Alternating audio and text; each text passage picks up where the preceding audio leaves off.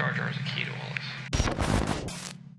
What's up, everyone? Welcome to RMR, and today we are going to be watching Secura, a Star Wars fan film.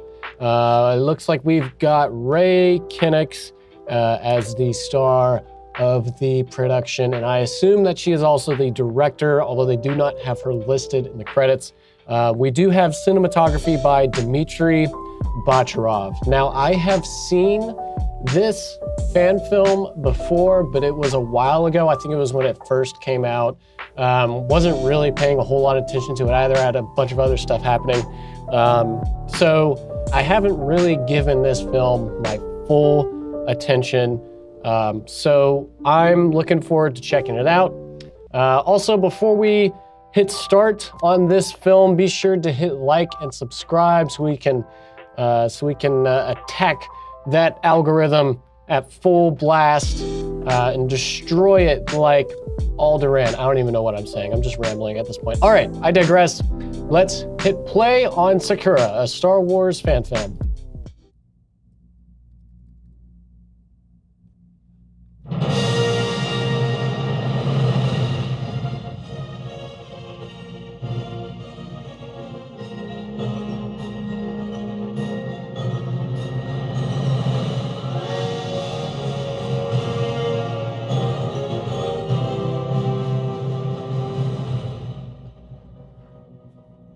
All clear. Copy. You all right, Mix? I'm fine.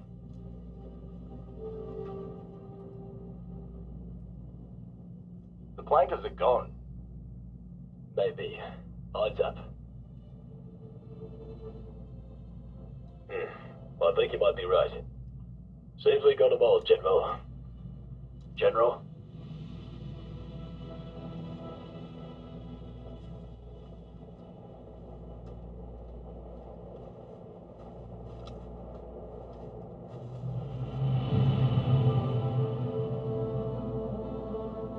We have to move on, General. He's gone. Move on?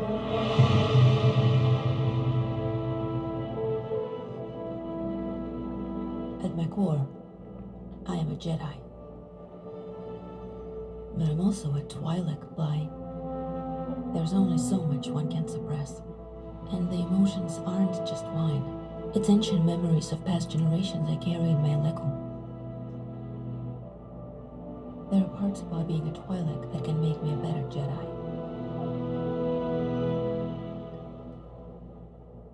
And I need to be better. How's your aim? All right.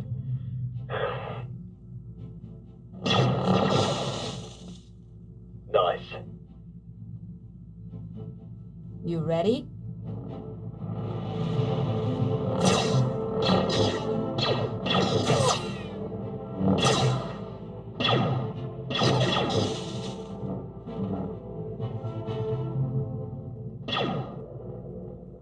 You're not even trying. I wouldn't want to hurt you. You won't.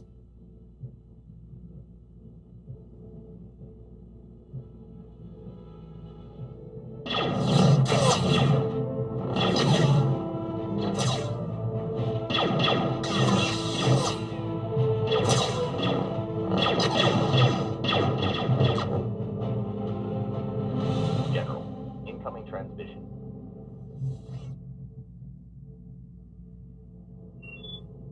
Ayla, sorry to keep this short. We've lost communication with the 182nd Legion. The 501st was dispatched to find them, but they've run into some trouble. The Council needs you to go to Felucia. Felucia? Is there a problem? I feel I need to be on Coruscant. Well, it's Council's orders, I'm afraid. We need our best on this. Master Windu will be in touch once you're on Felucia. Report when you arrive. Kenobi out. Something's not right. So what's the order, General? We go to Felucia.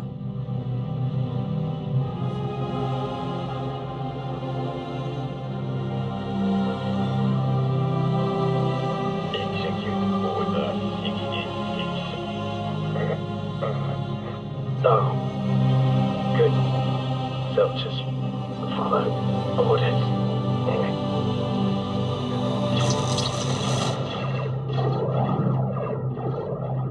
Directed by Jason.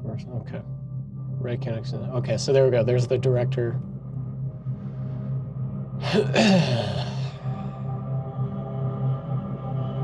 Okay.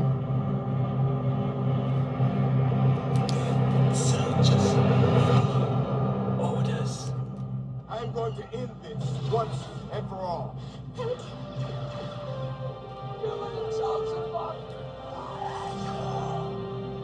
Ayla, clearness of mind will allow you to see into another's heart. Change the future, you must.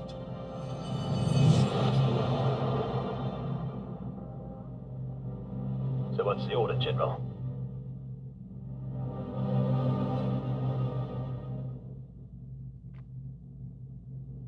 You're going to the med bay. Yes, General. What about Felicia? I don't know. The Force will show the way.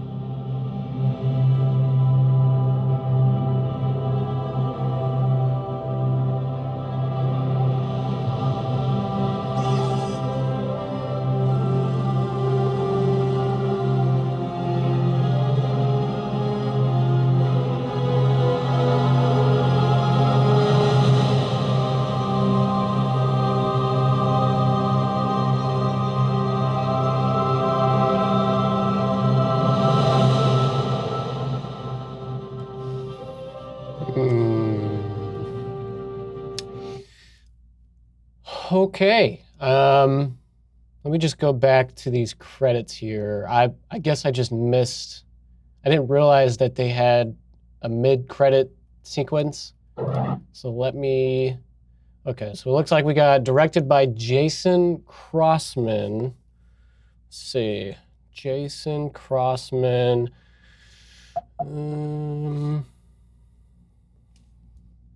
We also have. Yeah, so it's written by Ray Kennick. Okay, so it's written and directed by Jason Crossman, and it's also written by Ray Kennick, who plays Ayla in this film. And then it is edited by David Arbor. Okay. All right. Interesting. Interesting is that.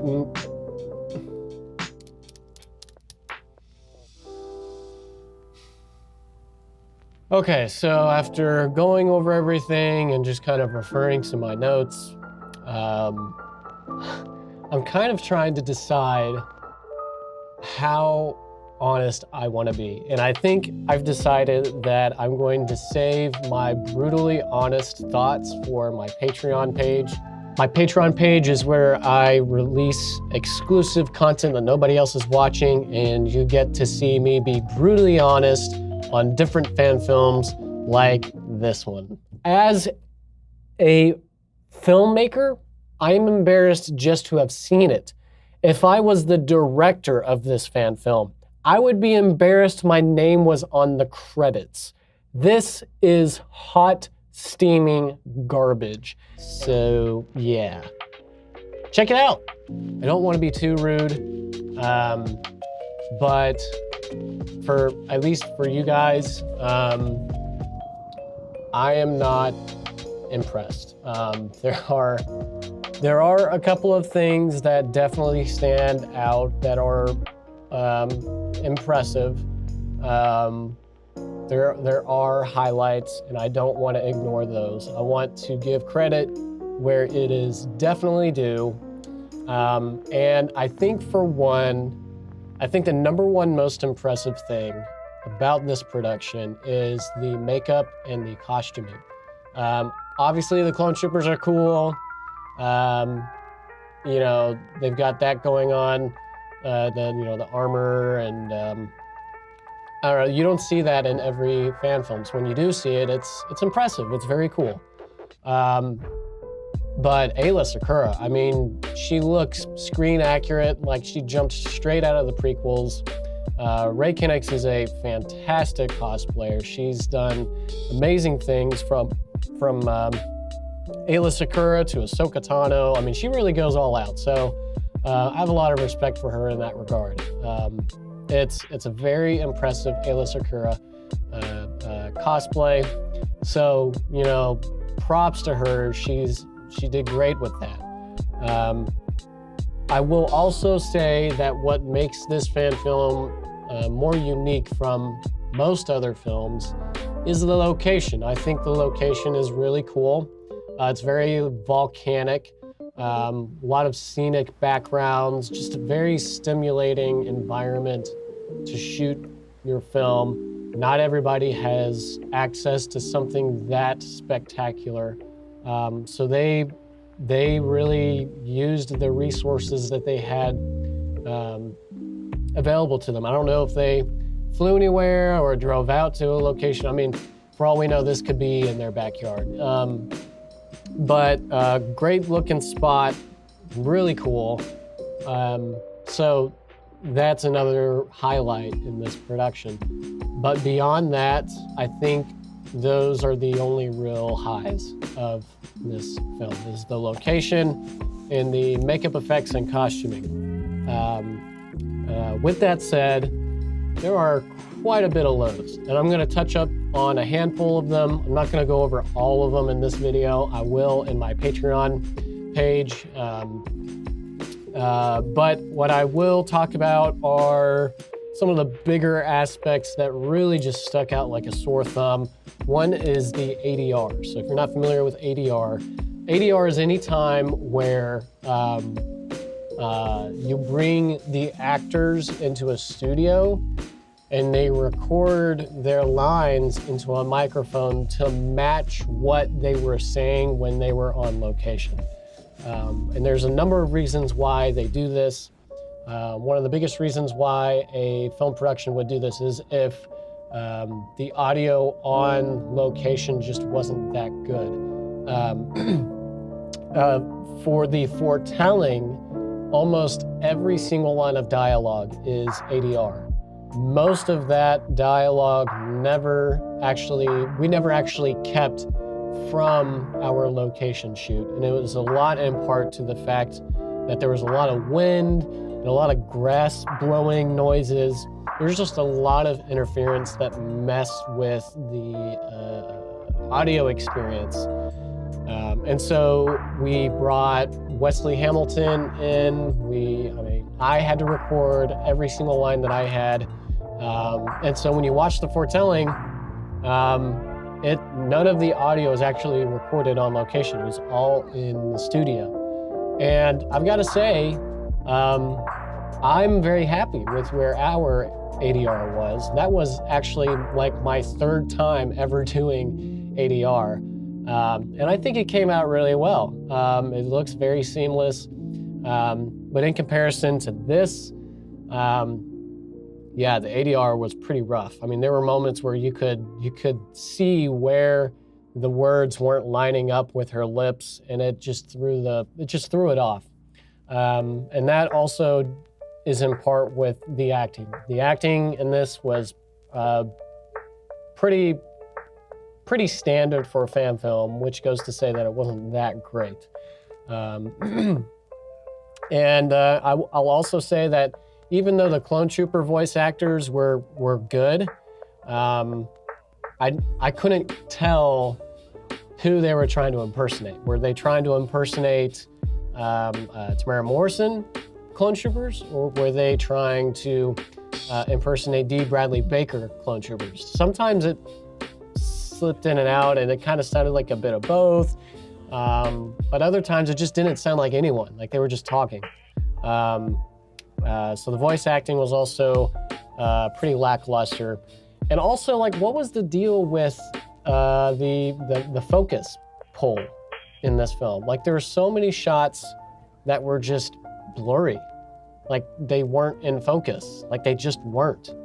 I don't know what that was all about. That's just, like, a very simple... I mean, it's...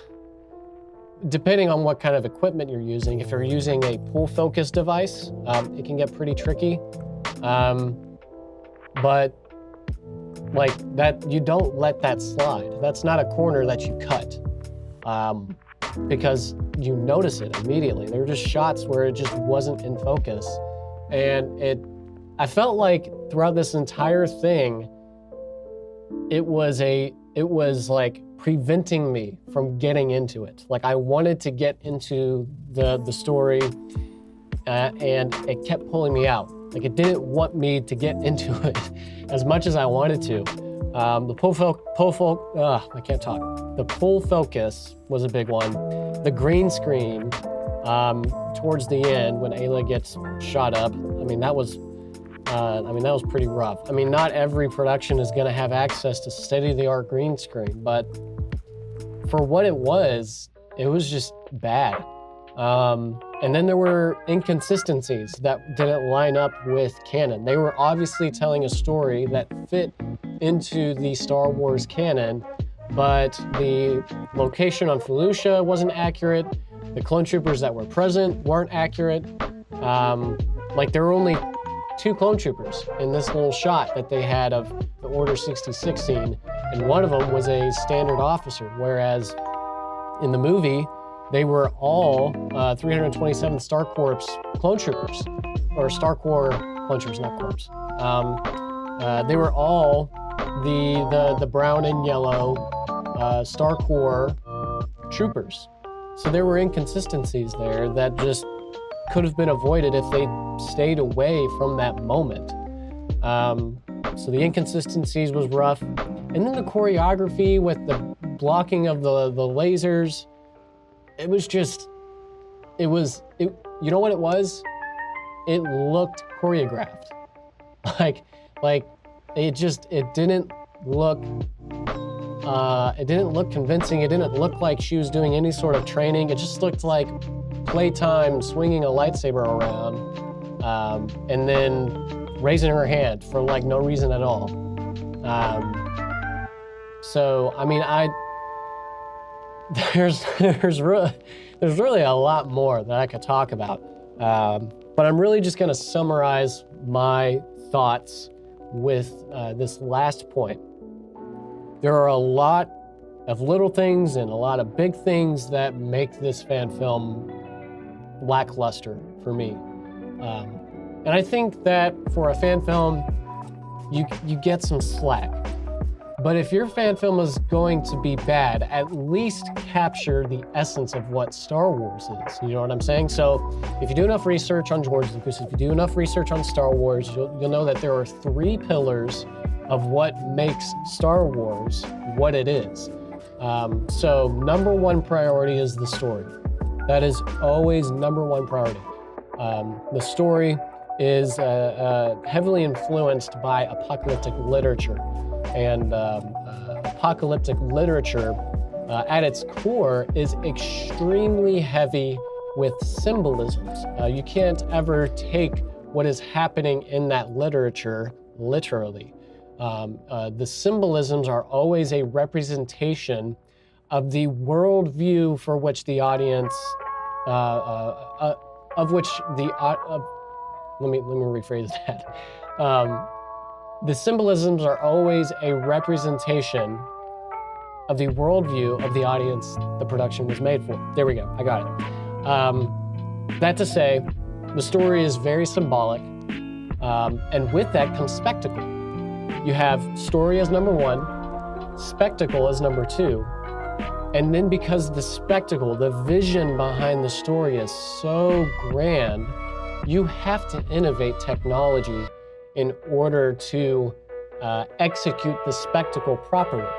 So story is number 1, spectacle is number 2, and innovation is number 3. In that order, that is what makes Star Wars unique from any other franchise.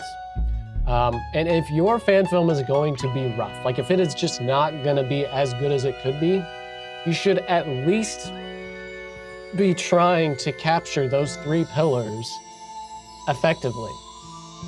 Because ultimately, those 3 things are not that hard to do. If you're truly passionate about storytelling, if you're truly passionate about film, you can't help but make a good film. You can't help but tell a good story. And because it's Star Wars, you have this vast world that's already pre-made for you, so you simply have to tell this story, adapt it into the Star Wars universe, and then find ways to get creative and expand beyond the box and tell that story effectively in a way that you personally haven't done before. And I just feel like even on top of this film not being super great, they didn't even capture the essence of Star Wars. The story wasn't even there. The only spectacle was the costuming. I think like of those three, spectacle was the only thing that they accomplished. And there's nothing innovative about this. I mean, they used substandard green screen for a shot that they didn't even have to do. It was just, I'm gonna stop while I'm ahead because I don't want to be too hard on these people, because at the end of the day, they've made a Star Wars film. And they've put it seems like Ray Kennex is very passionate about the Ayla Secura character. She's very passionate about her cosplaying hobbies. And so for that, she has my respect. I don't want to go too far with my critique here. You can watch that on my Patreon page, and you can get my full, honest, uncensored thoughts. But ultimately, I'm going to give Star Wars Secura, a Star Wars fan film, I'm going to give this a Rotten Meiloorun score of 47%. At the end of the day, not every fan film is going to be perfect. There's always lessons to be learned. Maybe I shouldn't have watched this right after watching Bucketheads, so maybe part of this is my fault. But hey, I watched a Star Wars fan film today, so at the end of the day, it was a good one. So that said, make sure you hit like and subscribe. If you're interested in getting more Golden God Pictures content, specifically content that nobody else is watching, you can go on Patreon and get exclusive content for supporters there. And you can get my full thoughts in the deep dive video of this fan film.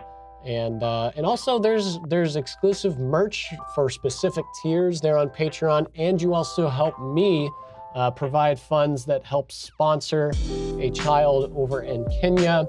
So your support on Patreon is helping me sponsor a child and get him clean water, 3 meals a day, education, all that good stuff. So for those who are already on Patreon, thank you so much. And for those who are interested, just look at the rates and make a decision for yourself. Just $1 a month is the cheapest tier on my page. So it is not a difficult ask at all. All that said, thank you guys for watching. Next week, we are going to watch the Cad Bane Star Wars fan film. Looking forward to checking that out again. And we'll see you guys next time. Leave a comment on the next fan film you want me to watch. And with that said, you guys have a good one. I want you to get out of this office right now. I'm sorry, Sam. No way. You brought No it way.